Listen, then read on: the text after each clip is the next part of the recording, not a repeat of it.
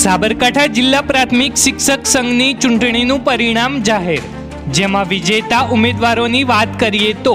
વિનયકુમાર જયંતિભાઈ પટેલ પ્રમુખ પદે 168 મતોથી વિજેતા બન્યા, તો ઉપપ્રમુખ પદે મનોજકુમાર લક્ષ્મણભાઈ ગામેતી કે જેઓ 1730 મતે વિજેતા બન્યા, તો મહામંત્રી પદે સુરેશભાઈ વિઠ્ઠલભાઈ પટેલ કે જેઓ 54 મતેથી વિજેતા બન્યા, ત્યારે સહમંત્રી તરીકે પિનલકુમાર અતુલભાઈ પટેલ કે જેઓ 635 મતે વિજેતા બન્યા।